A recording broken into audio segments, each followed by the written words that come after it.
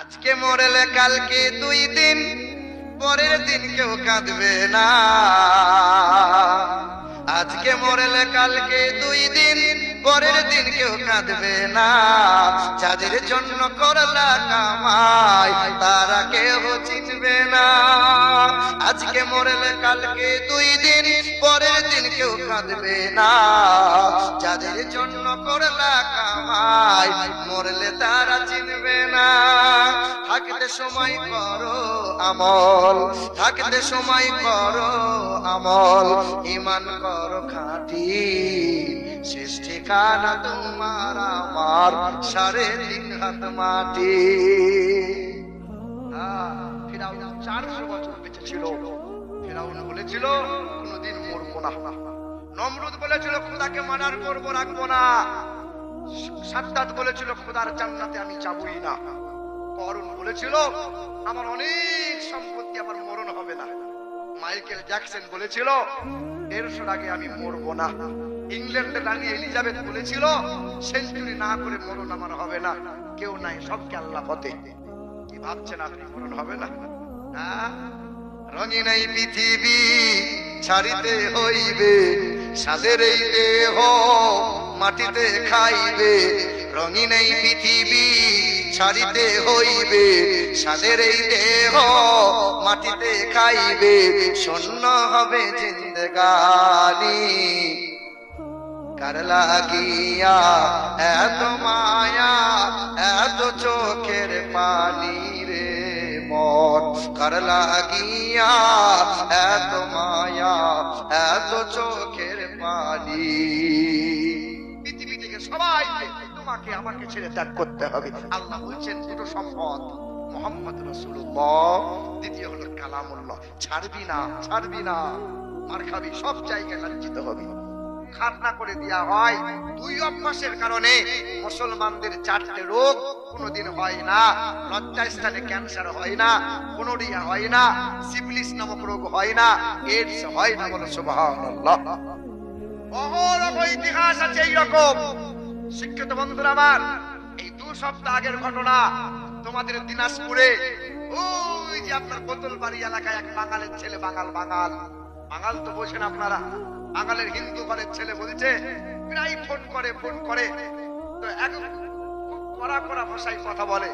তো হঠাৎ করে ফোন করে বলছে, হুজুর আমার জন্য একটু আশীর্বাদ করেন, আজ 3 দিন হলো বিশ্বাস হচ্ছে না, আটকে গেছে। তাই বললাম এক কাজ করে মুসলমানি করগা।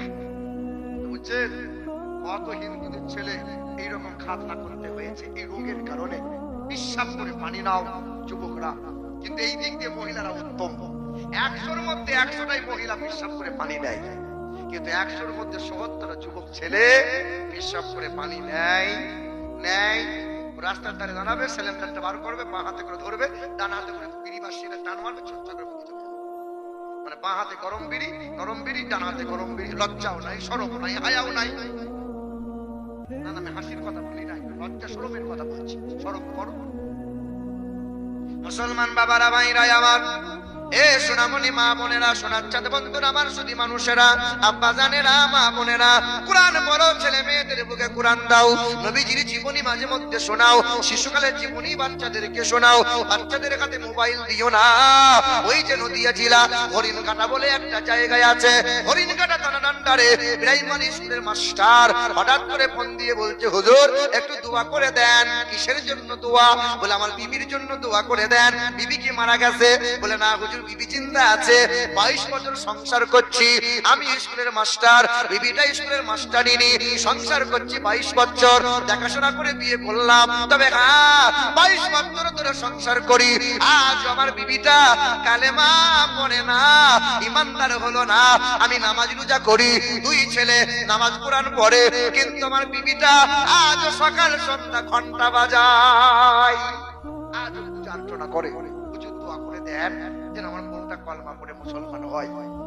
22 বছর ধরে চেষ্টা করলে হলো না, আর আজকে কি দোয়া করবো আর কি করে হবে ও? আমি বললাম তোমার এলাকায় আমার মহাপীর আছে, দেখা করবে। বলে হুজুর একবার যদি আসতেন, পায়ে ধুলো দিতেন, ব্যাগে করে ধুলো নিয়ে যাবো, কত নেবে বলো? এ বাবাজিরা আমার, ও সোনামণি মা বোনেরা, ওই এলাকায় হাজির হলাম। স্কুলের মাস্টার সামনে চলে এলো, আমাকে সঙ্গে করে তার বাড়িতে নিয়ে গেল। বিবিটা কেউটো সাপের মতো ফসফস করছিল, মৌলবী কেন আমার বাড়িতে আসবে? অসুবিধা হচ্ছে বলে চেয়ার হয়ে গেছে ছোট, আর মানুষটা হয়ে গেছে লম্বা, এ হাঁটু নিয়ে সমস্যা হচ্ছে। এ বাবাজিরা ভাইরাই আমার, এ সোনার টুকরো বন্ধুরা আমার, শুধু মানুষেরা, আব্বা জানেরা, একটু ধ্যান দেন। ওই যে তার বাড়িতে হাজির হলাম, কোন রকমই সে আমার সামনে আসবে না। দরজার আড়াল থেকে বলেছিলাম, এ বোন আমার, তোমার জন্য একটা কিতাব নিয়ে এলাম, বিশ্ব নবীর জীবনী, বাংলার লেখা এই কিতাবটা। তুমি একটু রাতের বেলায় নিরিবিলি নিরিবিলি একটু পড়বে বোন আমার। তোমার যদি ভালো লাগে এই কিতাবটা পড়িও, ভালো যদি না লাগে এই কিতাব তোমাকে পড়া লাগবে না। বিশ্ব নবীর জীবনী একটা বাংলার কিতাব আমি নিয়ে গেলাম। বিশ্ব নবীর জীবনী এই কিতাবটা তার হাতে দিয়ে আমি চলে এলাম। সে আমার সামনে আসবে না, আমার কথা শুনবেও না। শিক্ষিতা মহিলা, সেও মাস্টার মহিলা, তার বিবি 22 বছর সংসার করছে। 3 মাস পরে স্বামীটা ফোন করছে, আর স্বামীর হাত থেকে ফোনটা নিয়ে বলছে, হুজুর আমার বাড়িতে আমার আসবেন, চা করে দেবো, খাবেন। সেদিন তো চা করে খাওয়ালি না, তবে যাবো। মুসলমান বাবারা ভাইরাই আমার, 3 মাস পরে তার বাড়িতে হাজির হয়েছিলাম। 1 বছর আগের ঘটনা শোনো। এই যে তোমার গ্রামে জলসা করে যাওয়ার পরে পরেই হয়েছিল। 3 মাস পরে তার বাড়িতে হাজির হয়ে গেলাম। মহিলাটা প্রশ্ন করেছিল, ইসলাম সম্পর্কে জানতে চাইলো, অহরহ প্রশ্ন করলো। প্রশ্ন করার পরে মহিলাটা নিজে মুখে বলতে লাগলো, হুজুর কালেমা পড়বো, কিন্তু শর্ত হলো আমাকে সকাল সন্ধ্যা তুলসী গাছের ধূপ দিয়া লাগবে, সকাল সন্ধ্যা পূজা অর্চনা করে দিতে লাগবে। মানে এই শর্তটা আমার, যে সকাল সন্ধ্যা যেন পূজা করতে পাই। কলেমা আমি পড়বো, যা বলবেন তাই করবো, কিন্তু পূজা করবো আমি। লাভ কি হবে? কলেমাও করবি, পুজোও করবি, এটা হয়? আচ্ছা বলেন, আপনার এলাকার কোন হিন্দু ভাই যদি বলে, তুই আমার পাশের বাড়ির ভাই, ব্যবসা করছি একসাথে, আমাদের দুর্গা পুজোর প্রসাদ একটু খা। আচ্ছা বলেন, হিন্দুদের দুর্গা পূজার প্রসাদটা খাওয়া যাবে? কথা বলেন, খাওয়া যাবে? কেন যাবে না? কেন কেন যাবে না বাপ? বলো না, কেন যাবে না? তুমি তো না করে দিলে।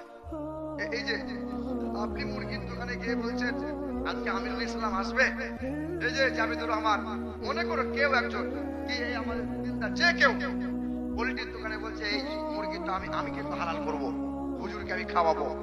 দিয়ে আপনি দোকানে গিয়ে বিসমিল্লাহ আল্লাহু আকবার বলে চালিয়েছেন, মাথা আলাদা হয়ে গেল। কেউ আপনার দেখতে পাই, টাকা দিয়ে কিনেছেন, মাল ফেলে দেবেন। মুরগিটা ভরে নিয়ে বাড়ি আসতেন, সালমান মা বললো, সর্বনাশ কি কাজ করেছো তুমি? বলে চালা, কেউ দেখতে পাইনি। রান্না করলেন, খেলেন। আচ্ছা বলেন, এই মাথা কাটা মুরগিটা নিয়ে এসে খালেন, এই যে রান্না করে খাওয়া হলো, এটা কি ঠিক হলো? খাওয়া যাবে কি যাবে না? খাওয়া যাবে?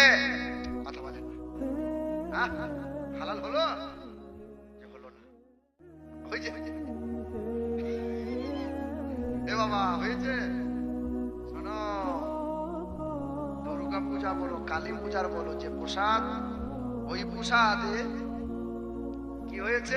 ওমা উহিল্লা বিহি লিগাইরিল্লাহ। এই যে ইয়া দেবী সর্বভূতে শান্তি রূপে ওং নমস্তুতস্যৈ নমো নমঃ গদারমিন্দ্র মহাসুরিন্দ্রাম। এই যে দেব দেবীর নাম নিয়ে যে মন্ত্র পাঠ করেছে, এক আল্লাহ ব্যতীত অন্যের নামে যাহা উৎসর্গ হয় তাহাই হলো হারাম।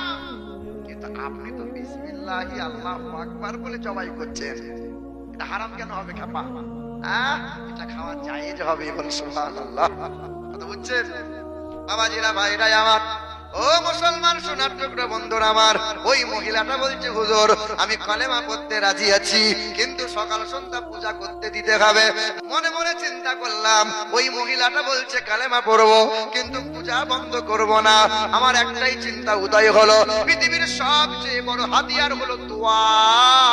দোয়া মুসিবতে পড়েছো বান্দা, সিজদাই পড়ে দোয়া করো। রোগ ব্যাধি ভালো হয় না, সিজদাই পড়ে দোয়া করো। জি হ্যাঁ, দোয়া হলো ইবাদতের মাথা। দোয়া করো, দোয়ার মতো আর কোনো জিনিস নাই, দোয়ার মতো হাতিয়ার কিছু হতে পারে না। আল্লাহ পাকের দরবারে দোয়া করতে লাগলাম, সিজদাই পড়ে দোয়া করি। 21টা দিন হয়ে গেল, 25টা দিন পার হয়ে গেল। স্বামীটা হঠাৎ করে ফোন দিয়ে বলছে, হুজুর বস্তায় ভরেছে, ঠাকুরগুলো বস্তায় ভরেছে, নদীতে ভাসিয়েছে। আজকে আমার বিবিটা এমন হয়েছে, আর মাথায় সিঁদুর দেয় না, মাথা থেকে কাপড় ফেলে না, পেট বার করে চলে না, কালেমা পড়ে নিয়েছে, 5 ওয়াক্ত নামাজি হয়ে গেল। এখন দেখি গুনগুন করে রাতে দিনে সকাল সন্ধ্যা কুরআন তেলাওয়াত করে। এ আমার মা বোনেরা, বলো মা তুমি কেন পারবে না? তোমাদের মতো কত মা 5 বেলা নামাজ পড়ে, তাহাজ্জুদের নামাজ পড়ে, ইশরাকের নামাজ পড়ে, চাষের নামাজ পড়ে, আওয়াবিনের নামাজ পড়ে, তাসবিহ তাহলিল করে, তারও 4টে 5টা সন্তান। তোমারও ছেলে মেয়ে আছে। আমার মাও একজন মা, বড় পীর আব্দুল কাদের জিলানীর মাও একজন মা, খাজা বাবার মাও একজন মা। তোমাদের মতো মায়ের পেট থেকে কত নবী পয়গম্বর ভূমিষ্ঠ হলো, তোমাদের মতো মায়ের পেট থেকে পৃথিবীতে কত ওলি আউলিয়া এলো। যাদের ছেলে হয় না তারা দেখো রাত দিন কান্না করে, আল্লাহ সন্তান কেন হয় না? তোমার তো 5টা ছেলের মা, 2টা ছেলের মা, 2টা সন্তান দিয়েছো, 5টা সন্তান ভূমিষ্ঠ দিয়েছো। এ মা, তুমি যদি 5টা ছেলের ভিতরে একটা সন্তান যদি নেককার বানাতে না পারো, তুমি মা বলে কোনোদিন গর্বিত হইও না। পেটে পেটে বাচ্চা ধরলেই মা হওয়া যায় না, ভূমিষ্ঠ করলেই মা হওয়া যায় না। তোমার ছেলেকে হাফেজ বানাতে হবে না, মৌলভী বানাতে হবে না, তোমার ছেলেকে ইঞ্জিনিয়ার বানাও। কোরআন পড়নেওয়ালা ইঞ্জিনিয়ার হোক, কোরআন পড়নেওয়ালা ডাক্তার হোক, কোরআন পড়নেওয়ালা মাস্টার হোক, কোরআন পড়নেওয়ালা ম্যানেজার হোক। ছেলে যখন কোরআন পড়বে, বাপ মা মরে যাওয়ার পরেও কবরে শুয়ে শুয়ে জান্নাতি হওয়া, জান্নাতি মেওয়া, জান্নাতি পোশাক বাপ মা পেয়ে যাবে।